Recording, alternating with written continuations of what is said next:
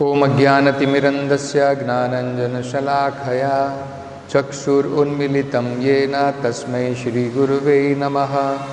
नमो ओं विष्णुपादाय कृष्णपृष्ठाय भूतले श्रीमते भक्तिवेदान्तस्वामिन् इति नामिने। नमस्ते सरस्वते देवे गौरवाणी प्रचारिणे निर्विशेषा शून्यवादी पाश्चात्यदेशतारिणे। जय श्री कृष्ण चैतन्य प्रभु नित्यानंद श्री अद्वैत गदाधर श्रीवासदि गौरभक्तवृंद। हरे कृष्णा कृष्ण कृष्णा हरे हरे, हरे Ram Ram Ram Hare Hare.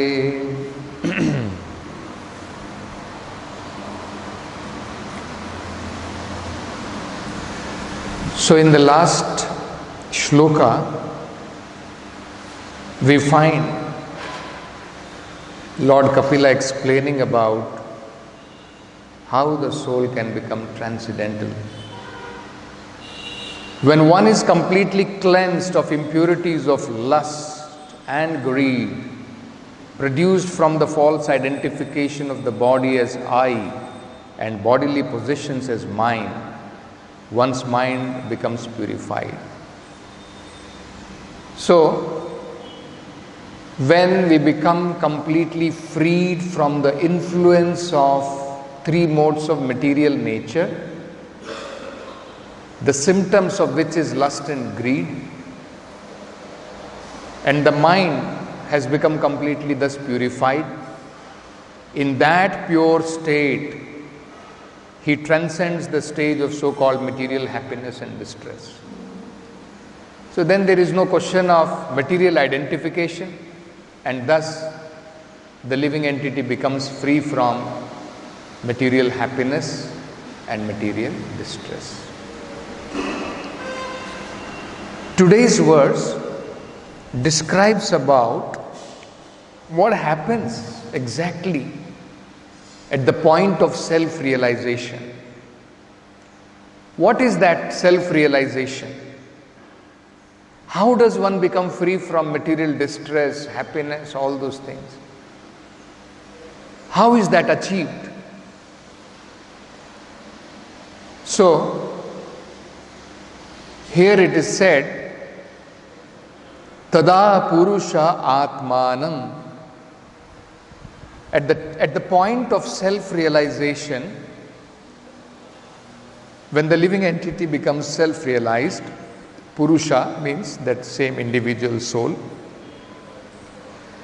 Atmanam, he realizes himself. He understands himself. What does he understand himself as? Earlier, he was thinking himself to be the product of matter. At the point of self-realization, when he becomes self-realized, then now what he identifies himself? So Prabhupada explains, by this we can understand what is the meaning of self-realization. Self-realization means to understand your real identity. When one becomes self-realized, he will understand his real identity. Till we are self-realized, we are thinking our identity to be a false identity. I am matter, I am this body, so many different things. When one becomes self-realized, then he identifies his real identity. He understands his real identity. What will he understand? Kevalam, I have nothing to do with matter. I am not in association with matter. I am completely pure, untouched by matter. Kevalam.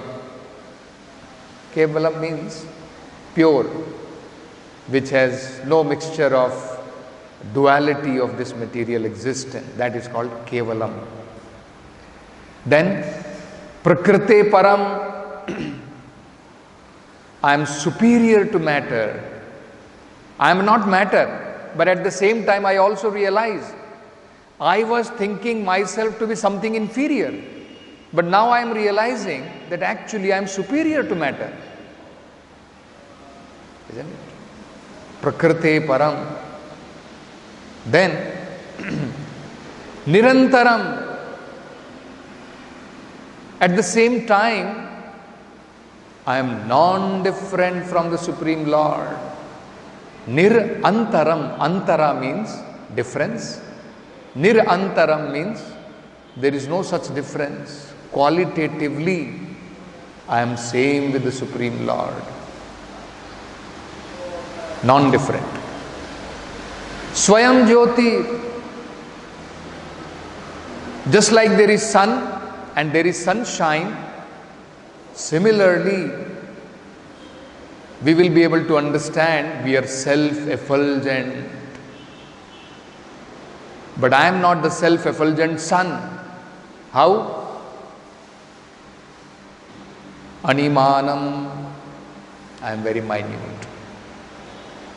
Even though I am Swayam Jyotir, I am self-effulgent, but at the same time, I am a small particle. Animanam, akhanditam. And at the same time, one should not think, I have become broken away from the Supreme Lord. I was fragment for some time. Later on, this broken away particle, when it becomes self-realized, it will become merged and it will become one with that Supreme. No. Akhanditam. It is perpetually fragmental portion of the Supreme Lord. It cannot be broken. So now if we are individual, minute living entity, we are eternally so. So it's not that we have become fragmented. Eternally we exist, but it cannot be separated. It's not fragment like in the material world. You segregate and separate it out and then you join it back. It's not like that. Eternally we are fragmental part and parcel of the Supreme Lord. That is why it is called Akhanditam. So, Prabhupada very nicely describes this whole verse very beautifully in the purport. So this is called self-realization. When we see our proper identity, when we realize our proper identity, that is called as self-realization. See how Bhagavad Gita explains about this self-realization, this identity right from the beginning, but gradually making us understand the different aspects of self-realization. This is very important. Self-realization is very, very gradually and explicitly explained in Bhagavad Gita. How it is? Prabhupada explains this. In the beginning of Bhagavad Gita, Krishna gives Arjuna the idea of how he is different from matter. Now, we are in the position of conditioned soul. So, as a conditioned soul, we are identifying ourselves with matter. Krishna begins from that point. Krishna says, you are not this material body. You are different from material body. Dehino asmin yatha dehe. Dehinaha means this body, and dehi, occupier of the body. Krishna makes a distinction that you are not this body. You are the occupier of this body. You are the owner of this body. So that is the beginning of understanding our identity. So now Krishna has not yet defined what is that occupier of the body, but Krishna has made it clear, your conception of identity is wrong. You are thinking I am this body, that is not correct. You are not this body. You are the occupier of that body. Now, what is that occupier of the body? Krishna will define later. That is different aspects of self-realization. But first Krishna makes it clear, your understanding or misunderstanding, I am this body, that is not correct. You are the occupier of this body. So Prabhupada says that is the first lesson of Bhagavad Gita. Now here we find, and in Bhagavad Gita also we will find, Krishna explains the second lesson. So Raya Krishna, what is the first lesson? Bhagavad Gita. Yes. So Krishna is teaching how Krishna begins the lesson of self-realization. Krishna begins from the point that there is a difference between Deha and Dehi. At the present moment, conditioned soul is thinking, I am Deha. So, Krishna's beginning is, no, you are not Deha, you are the occupier of Deha. You are Dehi. But what is that Dehi? What is the quality of that Dehi? That Krishna describes further. So Prabhupada says this is first lesson of self-realization. We are not this body. We are the occupier of this body, different from the body. First lesson. Now Krishna teaches the second lesson. And here also we find that second lesson Prabhupada is explaining. So what is the second lesson?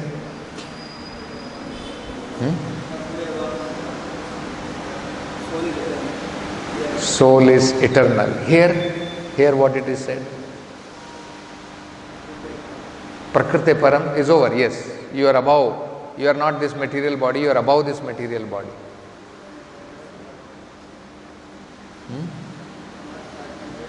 Yes. So, the next lesson Prabhupada says, Krishna is teaching here is, not only you are the occupier of the body, but at the same time you have to understand, Nirantaram, you are non-different from the Supreme Lord. You are of the same quality as the Supreme Lord. Nirantaram. Antara means difference. Nir means no difference.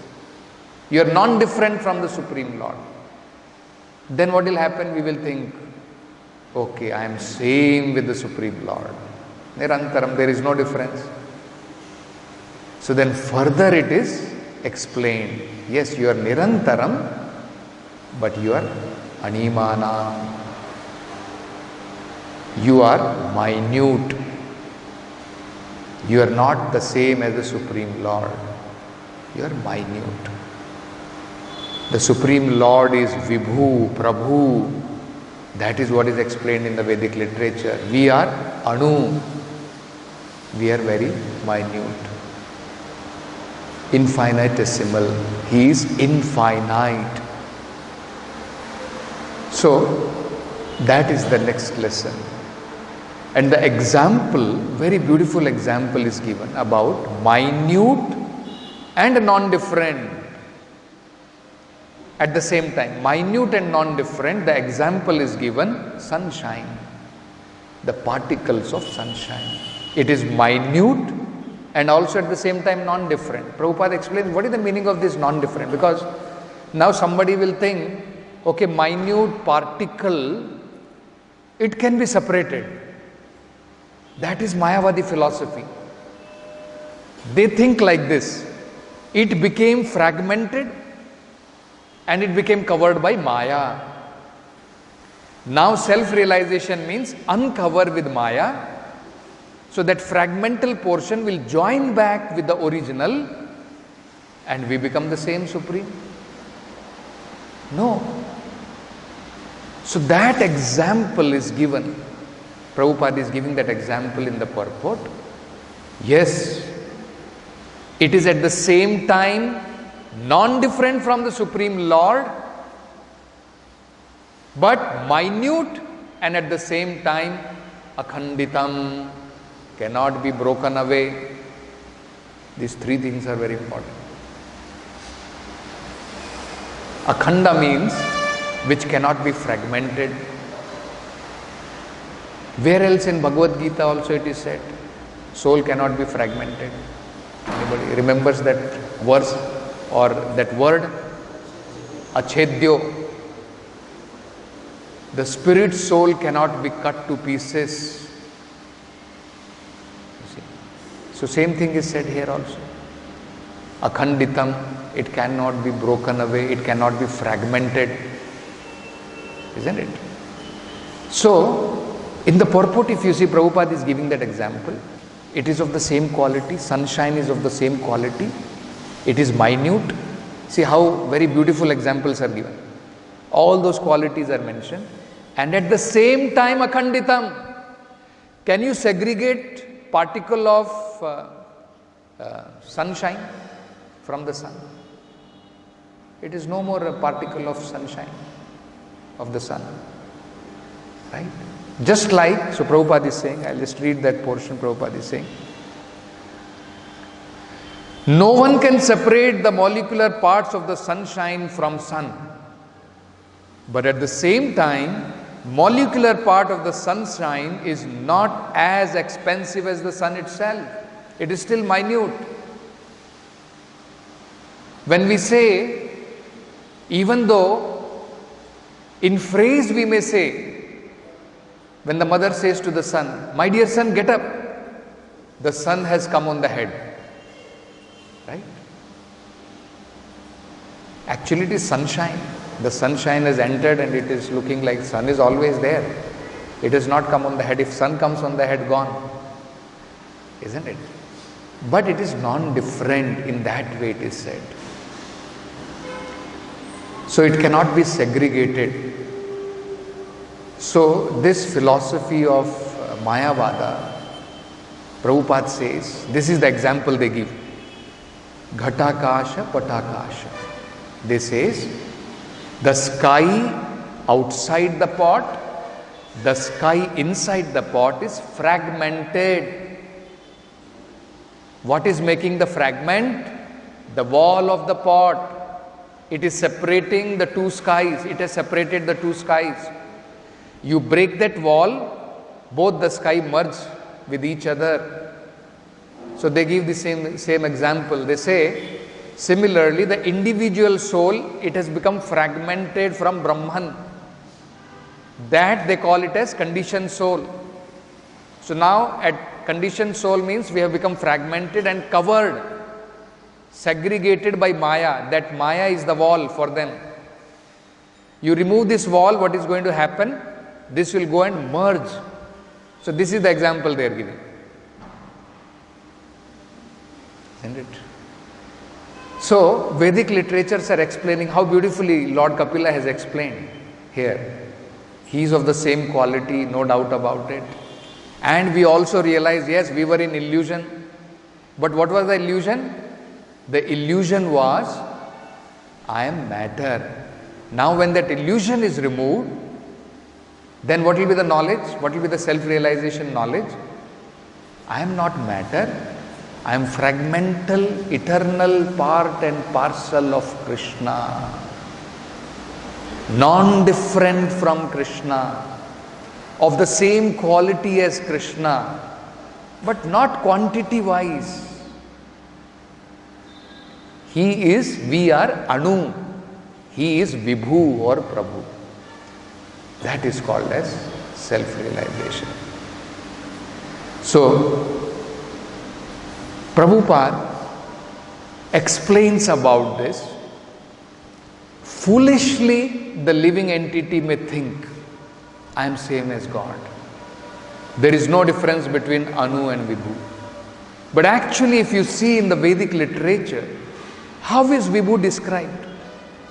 How is Vibhu described? How great is he? So Prabhupada gives the example in Brahma Samhita, we can see how he is described. यस्येक निश्वसित कालमथावलंब्या जीवन्ति लोम विलजा जगदंडनाथा विष्णुर्महान् सह यस्य कला विशेषो गोविंदमादि पुरुषं तमहं भजामि. That kind of great. When the Supreme Lord, that Vibhu, one of his portion, one of his expansions of the Lord, Kalaha, Mahavishnu, when he lies down in the causal ocean and simply by his breathing, millions and millions of universes are coming out. In that millions of universes, we come and we become situated and we become conditioned in this material world, and we are thinking, I am that Vibhu, isn't it? And when Krishna showed his different kinds of opulences to Arjuna in the way of his universal form, Krishna is telling to Arjuna, Arjuna, what is this? It is not something very great. Ekena amshena stito jagat. The whole material existence is simply situated on just one small fragmental portion of my energy. That is Vibhu. That is what we have to understand. So, another important point which Prabhupada points out from this word, Animanam, we are very minute.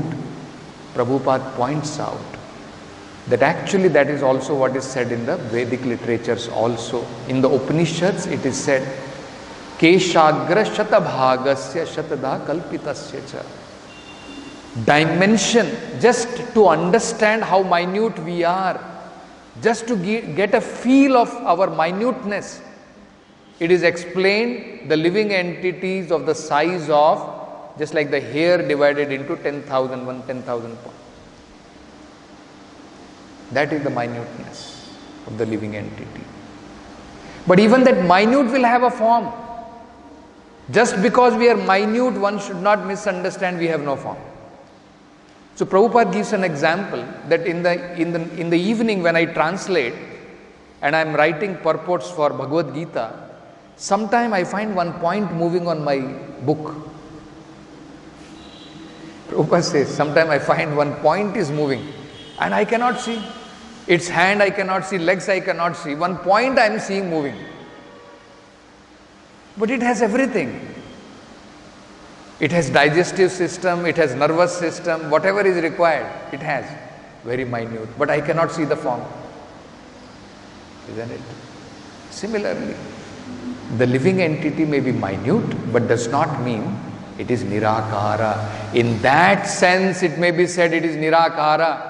Because material akaras we can see and we can measure them, but because we cannot measure the soul, in that sense it is to differentiate it from material akara, it may be said nirakara.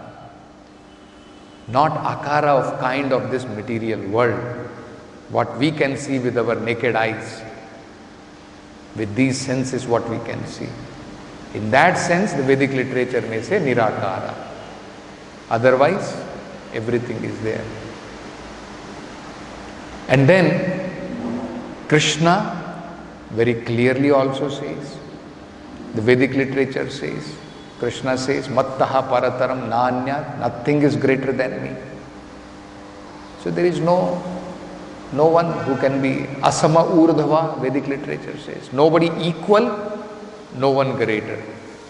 He is the greatest, isn't it? And Brahma Samhita also says, Ishvaraha Parama Krishna. Of all the different Ishwaras, he is Paramishwara. So there also actually we can make out the difference between Anu and Vibhu. So this is called self-realization. Very beautifully, very nicely, explicitly explained by Lord Kapila. So we'll stop with this. Granthra Srimad Bhagavatam ki jai, Jagat Guru Srila Prabhupada ki jai.